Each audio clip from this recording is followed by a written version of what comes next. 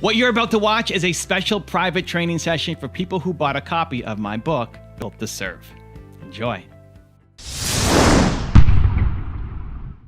Every week we look at a new topic, and then we brainstorm and chat and like whatever you need help on. So this week's topic was Maria, who picked niche, picking one and staying with it, how to narrow when and if to include another niche. Well, since we have Maria here, why don't we workshop this a little bit? What's on your mind, Maria? Where's this coming from?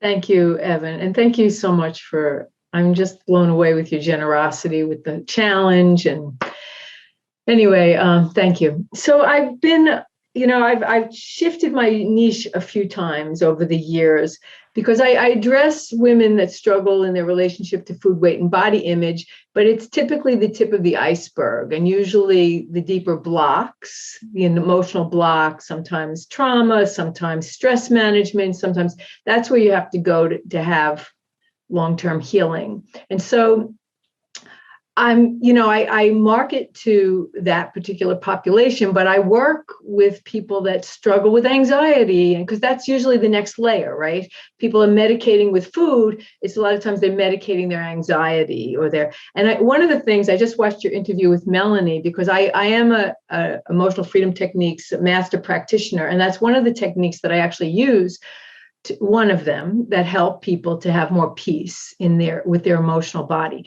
So my question is, do I just stick to this niche, or do I broaden it? Like when is the time to do that? Or do I just keep doing what I'm doing? And because, for instance, I'll work with someone and then she'll send me her husband because her husband has anxiety issues, So I don't know if that's clear. No. I mean, they're great. And I think everybody kind of struggles with forms of this at some point when they're figuring out their content and their audience. What you need to think about is so in looking at your titles for the Movement Makers Challenge that we're going through right now, all your titles came back to helping women, right? Like everything said women, which is fine. So, I'll believe in anybody. If you sent me somebody or I'm talking to somebody who's an employee and never wants to be an entrepreneur, I'll still have the conversation, help them. It's just not really what I want to be doing. It's like, it's not at the core of what I love the most, because I love serving entrepreneurs more. So it doesn't mean that, hey, because you're a man, I'm not going to talk to you, but if you love serving women, then you focus on that audience first. Inside of that, you get to pick. Is it really mental health stuff that you love caring about? Is it really the weight loss journey? Because that leads to the mental health stuff. Like, who do you love helping the most? Like, if you had to pick, we all love serving. We all love helping. If we see somebody fall on the street, we're going to go and help them up. I hope readers, Built to Serve readers. Okay. You see somebody fall on the street, you go help them up. But that's not like what we want to, be spending our days doing. It's just, we see somebody in need and we do what we can to support. Right now, the whole thing in Ukraine, like my main video editor, she's Ukrainian, and she left she left like 5 years ago from Ukraine to go to Montenegro, and because of war and potential war and all that. So she's safe, but her family is in the Ukraine, and we've been spending the past time kind of figuring out, hey, how can I help? I mean, I'm in Canada. Like, do they need money? Like, is your family safe? Can they fly out of the country? Can they get somewhere where they need to go? I don't speak the language or have any connections, but if money is a problem to get people what they need, like, let me know. And I'm helping with that, but it's not what I want. My mission isn't going into war-torn countries and helping people escape, right? So we do what we can to serve the people who are around us. But like, who would you spend or love spending the most time with? It's like, just absolutely feeds your soul. Who are they and what are they struggling with? And the challenge of the Movement Makers thing we're going through right now is to try to get it more specific, so that when you're making the content, it's not just how to fix your anxiety, which is great, but specific to like, who are the people who you love helping the most. So in that context, who would you love helping like the most? Yeah. So my word is care. And my mission really is, I feel passionate about this, is to help women to get beyond the struggles that undermine them so that they can stand in their life and be their best self and serve in the way that they've been called to serve. Because I feel like the advancement of women, and we in this country, we have more freedom than many women on the planet, and yet we're emotionally oppressed by body image issues and weight issues, and all that chips away at us being our best self. So I feel passionate about that, and also my story is about that. I've come from multiple eating disorders, and I've worked in. So I'm on the other side of that now, and I feel like my purpose is my passion. My pain has been my passion. So yes, that gives me greatest pleasure when I have clients that are, getting beyond the dieting stuff and really looking, living a freer life, and they're finding their purpose beyond that, and not teaching their little daughters to be over concerned about diet and weight, but that these girls can come into the world with more empowered about who they are as a person, not necessarily how they look. So that's part of it. Yeah, I love that you. So you have your niche, women, which is awesome. Now that's like half of the population. So we've narrowed it down a little bit, but getting a little more specific to then the next step and the problem that they're facing is helpful, because if you only said women who aren't living their best lives, that's everybody. That's every woman. That's every man too, by the way, stepping into their potential or whatever. So it's very broad, which is the long-term mission. But then inside of that, who do you love helping the most? And whether it relates to food or not, that's the discussion to start to figure out. It's like, hey, we can start to build this niche and then expand from there. But inside of that, like, who do you love helping the most? Like, do you love helping teenage girls get over a crush that broke their heart on prom night? Do you love helping, a woman who might have lost her mom yesterday to cancer? Like, there's so many issues that we will face. And so it's great to target women, but then what are they struggling with the most that you love helping them through? And then that becomes most of the content that you start with, so you can start building your tribe around it. Yeah. So does something like come to mind, or is it just more like thinking? Well, it is women that are caught in struggling with weight, thinking they need a diet that's going to fix them, because it's really an inside job, right? And so I get great like, for instance, I've been working with a new client recently, and after a couple of weeks, she's come to the realization that it's really not about her weight, her unhappiness, and that's gives me great gratification and satisfaction. Yes, she wants to still be healthy and treat her body with respect, but giving up the struggle and learning to trust herself more that's what gives me great gratification, that she's really feeling more of caring enough about herself that she is willing to have healthier boundaries with her husband, and rather than focusing on the body image and all of that, getting beyond that. Is that clear? Yeah, I think that's great. Like, behind everybody here, you want to have an impact, and we all have a message to serve other people. These strategies alone are not going to be enough. Like, just telling somebody, here's what you do, here's the foods to eat. If I could just tell somebody, hey, make these videos, go, that's not enough, because there's emotional resistances to everything. So you could tell somebody to eat this food, but there's a reason why they're abusing the food in the first place. All of us have blocks that prevent us from doing the next thing. And so understanding that really helps. So the woman you're helping, they're stressed out, or they have anxiety, they have body issues. And some of them, the ones who you'll like helping the most, they feed their anxiety and stress with food. Others might do it through drugs.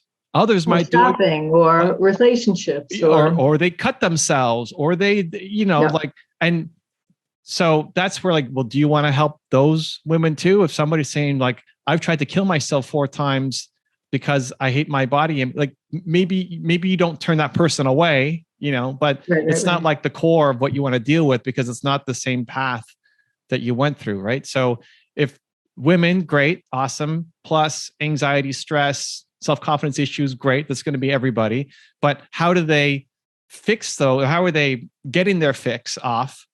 Is through food. Yeah. And so you're still addressing the underlying thing, but also helping them solve the connection to getting their fix with food, right? So it's like food, but you're not just going to teach diet plans. No. You're going to teach them techniques underneath. And teach them how to trust themselves, really. Of course. But it's not just that those techniques only work through food.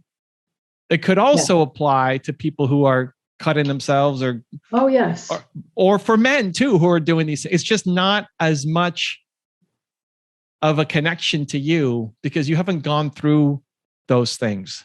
Yeah. Well, I've gone through other addictive behaviors and because really my understanding, if you just transfer one addiction to another, the expression is you're changing seats on the Titanic. Mm-hmm. I mean, you're not addressing the underlying, you're still going down, right? And years ago, when I worked in an eating disorder unit, by the time people got there, they had gone through drug addiction and gambling addiction. And so all of that stuff is relevant. And yes, though, as I work with people, for instance, I'll work with somebody who's a food issue, and then all of a sudden, after a couple of weeks, they feel safe enough with me to reveal that they drink a bottle of wine every night. And so, as we uncover the core reasons, so it's on the onset, I tracked people, and sometimes people don't well, I guess it has more to do with rapport and intimacy and trust. As they get to know me and they feel safe with me, then they reveal more about who they are. And also knowing if you've been through the thing that they're going through, because you can make the connection between addictive behaviors, but other people may not, right? So like, have you ever lost your home because of a gambling problem? Well, my father was a compulsive gambler, and we lost many homes. So that speaks to like family. So my family member's doing this, but have you ever done it? Have I lost a home? I haven't lost a home, but I've lost a lot. I don't have a gambling issue. Great. But I have an issue with supporting men because that came out of that dynamic that my mother, I've had in my history. I don't do that today, but in my history, I've supported men and given them a lot of money. Great. I'm a little ashamed of even saying that, but it was because of the dynamics of the gambling, so that was a problem. Well, listen, you're in a safe space, and thank you for having the courage to share that with us if you haven't told other people before. But these are things that you can speak to, right? It's not that if somebody has their own gambling problem, you won't help them, but it's just not, it's not you. You didn't go and lose your home. But if somebody came and said, my father has a gambling, or my mother or somebody in my family has a gambling addiction, or I keep supporting people for some reason. Why do I keep supporting these men who have gambling problems? What is wrong with me? Like that person you would love helping so much more than I have a gambling problem, because it's more through your experience of what you've lived. Like if somebody came to you and said, I keep supporting men who have gambling problems, what's wrong with me? And then you help them realize there's nothing wrong with you, right? And you teach them to actually love herself and just get out of these negative relationships. That's going to make you feel amazing. Yes. So hopefully, we're spending a lot of time on this, but hopefully everybody can see that kind of similar journey for your own self. The thing that you have been through where you felt hopeless, worthless, like when your dad did that and you lost your home, or you gave money and just how like it made you feel terrible about yourself. And if you then subsidize through foods, like, okay, well, I'm just going to go eat that pizza or Doritos or whatever, just to make me feel good, because I don't have any happiness in my life anywhere, right? Like this is where people get really stuck. So that's your niche. The people who are currently struggling with the thing that you struggled through. And it doesn't mean we ignore everybody else and we can't help them and we're going to turn them away, but it's not who we're actively trying to go out and serve. Because if you just go out and say, ladies, have more self-confidence, it becomes too broad a message, but then we end up trying to serve everybody and ends up serving very few people. Yeah. Does that help? Yes, it's very helpful. I have one more. So the other thing is that one of the modalities that I do use is tapping. And I really love the conversation you had with Melanie, because it's not the only thing I use. But a lot of my YouTube videos have been focused on that, because there's a whole niche of people but I use the tapping specific to that weight, body image. And so like who, why, how, right? From Built to Serve. That's the how. The how matters less about what the how is and matters more that you believe in the how. Mm-hmm. Like if somebody sees you and say, I'm in the same situation as Maria, I've been overeating to combat my stress because of whatever happened in my life. And you're going to say, I'm exactly like you. Here's how I got through it. Tapping. Yeah. Great. Yeah. Show me how to do it. Like the how doesn't matter. What matters is that it actually worked for you. Yeah. And that because I love you and I connect to your story, I'm going to now have more belief in the strategy that you're going to give me on how to get out as well. So if tapping helped you, then incorporate it into your content. Yes. If it helped you for everything, great. Put it everywhere. If it helped you only for specific problems, you just make it for those specific problems. But bringing it into your content, bring it into your coaching, whatever got you out of the hole is the thing that then you teach other people, because that's your job, is to get them out of the hole that they're in as well. And we all have different hows, right? And you don't have to use the same how for every situation, but how did you get out of the situation you were in? And now we teach that. We're thought leaders. I love it.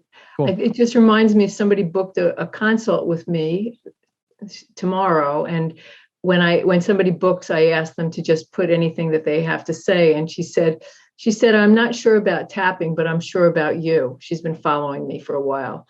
Yeah. And it really just spoke to what you were saying. She felt comfortable enough to have the consult with me to potentially work with me, but she wasn't sure about tapping. Yeah. Like the how doesn't matter. This is why in Movement Makers, for this challenge that we're doing, when I'm rejecting everybody putting in their 4 steps to do things, or the 3 ways, or the 8, like the strategies do not matter. What matters is the connection to you. Giving me 8 strategies is not the benefit. What's the specific benefit that I'm going to get from working with you? And so that's the whole game. If you get them to know you, like you, trust you, which comes from you telling your story. If I start talking about women's weight issues, you're not a woman. You don't know me. You don't know what I'm going through, right? Like it's going to be the first, even if I have all the same strategies, they're not going to listen to me because I'm not a woman, right? Yeah. And that's an obvious, hopefully you can tell that I'm not a woman. That's a pretty obvious thing. But the thing is, a lot of these things that we have struggled with are not obvious. Like knowing that you struggled. If I look at you, I don't think you struggle with food. If I look at you, I don't think you had men in your life who had gambling issues that you supported. So when you come out and say, here's how you solve it, it doesn't come across like, who is this woman who's preaching to me? Right. You're not, and this is hopefully applicable to everybody. Like you're not coming down from your high horse and preaching people and telling people what to do. You're saying, I'm just like you. I was in the same spot and I struggled with this. And here's how I overcame. But until you share that story, and I know that you've been through it and you're like me, then I'm not going to listen to you. So anyway, most things are not obvious, right? Men, women, obvious.